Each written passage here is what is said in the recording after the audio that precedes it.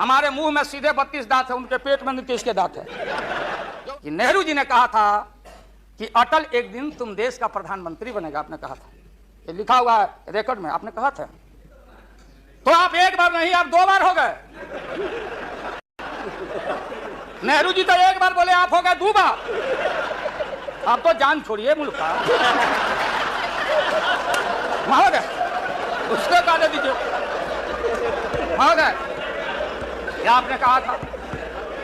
अब अपने हम लोगों ने, अब आप हम लोगों को पाठ पढ़ाते हैं। अडवाणी जी चले गए उठ के, अडवाणी जी उठ के चले गए, आप हमको पाठ पढ़ाते। आप अकेले नहीं हैं, दिल्ली में ऐसे बुद्धिजीवी लोग हैं। बुद्धिजीवी, बुद्धि नहीं है लेकिन बुद्धि से जी रहे थे। तो खैर छोड़िए इन बातों को, ज्यादा आपको टॉर्चर करने की जरूरत। हिंदू हिंदू हिंदू हिंदू, हिंदुत्व हिंदुत्व हिंदुत्व, कौन विरोध करता। तो हम लोग के पुरोहित ये अडवाणी जी कैसे हो सकते हैं, ये हमारे पंडित कैसे हो सकते हैं। हम लोग को दिल्ली समझ में आया नहीं। दिल्ली में हम लोग जब आए, राज नारायण जी, जौहर साहब, चौधरी चरण सिंह जी, हम लोग उसी परिवार के लोग हैं महोदय, चाहे मुलायम सिंह जी हो और कोई हो, या नीतीश जी उधर जो चले गए हैं। हमारे मुंह में सीधे 32 दांत है, उनके पेट में 29 के दांत है, जो वहां चले गए। पेट में दांत, पेट वाला दांत बड़ा खतरनाक होता है। जो रहीम उत्तम प्रकृति का करी सकत कुसंग, और चंदन विष व्यापते रहे लिपटे रहत भुजंग। इसका यह मतलब ये हुआ कि जो अच्छे इंसान होते हैं अगर कुसंगति में फंस गए तो उनके ऊपर कोई असर नहीं होता है। जैसे चंदन के को, पूरा चंदन को विषधर लपेट के रखता, चंदन पर उसका असर नहीं होता। लेकिन दुर्भाग्य है हम लोग के इस देश का, नैतिकता का पाठ पढ़ाने वाले हम जैसे लोगों को बताने वाले, सत्ता ऐसी चीज होती है, सत्ता की ऐसी भूख होती,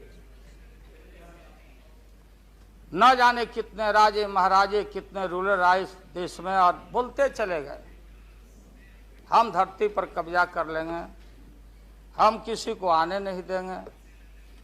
रावण भी आए तो बोले कि हम सीढ़ी लगाएंगे स्वर्ग में, लेकिन धरती ज्यों के त्यों है और खामोश है। ये जो मन है, ये मन इतना मतवाला है कि चेतता नहीं। जा सुनिए सब, उसमें हम सब लोग हैं। आप सुनिए भाई, उसमें हम सब लोग हैं। हाँ वो बता रहे हैं, वो भी बता रहे हैं। मुझे अफसोस है कि आप जा रहे हो। कहीं मेरे चाचा बैठे हैं, गफूर चाचा, कहीं मेरा भाई बैठे हैं नीतीश कुमार, लेकिन धर्म अधर्म की बारी आई है। तो आज गद्दा चलाना पड़ रहा है तुम्हारे पीठ पर हम लोग को। चिंता मत कर। तो ये जो मन है मतवाला, कहीं हम लोग के गुरु जौहर साहब बैठे हुए हैं, गुरु थे हम लोग के। मुझे अफसोस है, मैं आता हूं कि ये जो मन है माननीय प्रधानमंत्री जी, मतवाला, भोला, ठुमक ठुमक के थिरकता है, चाहे होली हो या कोई हो। जैसे आप थिरक रहे थे और हम कपड़ा फाड़ के पटना में होली गा रहे। ऐसे ही लोगों के लिए ये धरती ज्यों का पृथ्वी खामोश है, वहीं ज्यों का त्यों है। सूफी आए, संत आए, आपके सूफी संत जैसे अडवाणी जी बैठ के उपदेश पढ़ा रहे थे। आपने सोचा नहीं कि आपका सत्यानाश क्या हुआ, किसने किया ये बात। उन दिनों में सूफी आए, संत आए, और भटकते इंसान को, मतवाला इंसान को, जो बहन को बहन नहीं समझता,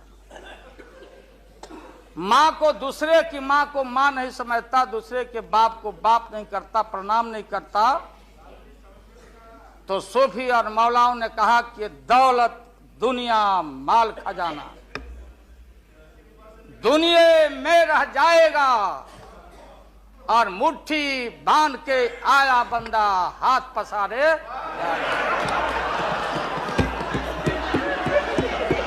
जैसे जैसे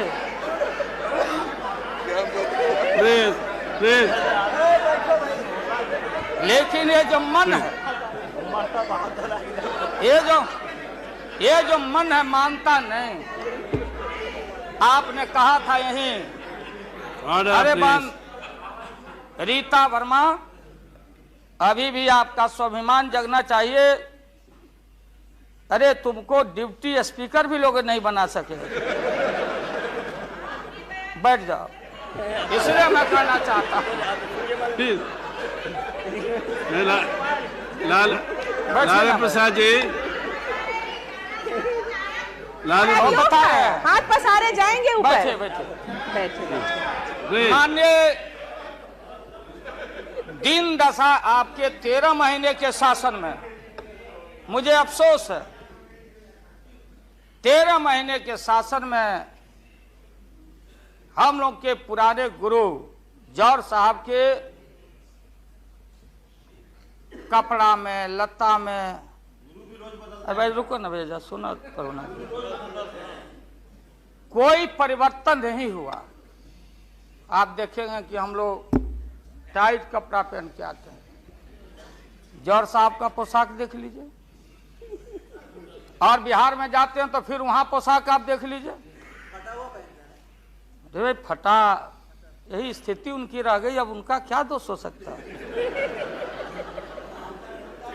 तो आखिर इनका और उनका जो मिलन हुआ, जौहर साहब का और रूमर फ्लोटिंग सेंटर का जो मिलन हुआ, तो ये बड़े सोच समझ के हुआ।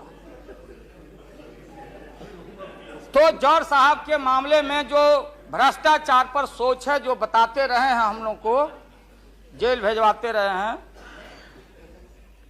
राबड़ी देवी महिला मुख्यमंत्री, जिसका मुकदमा में नाम नहीं हो, अपमान कराते रहे हैं।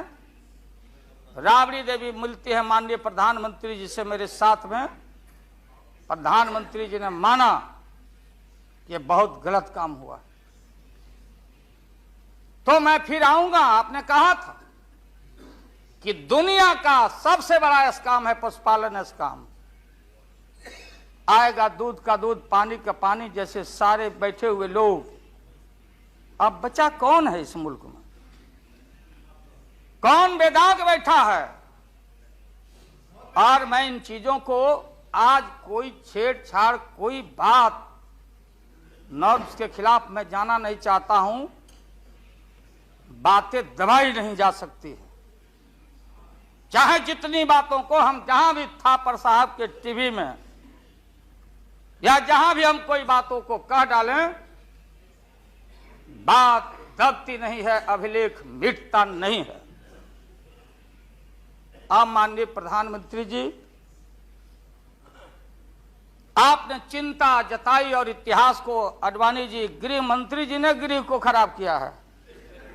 आपका जो गृह है उन्होंने खराब किया है।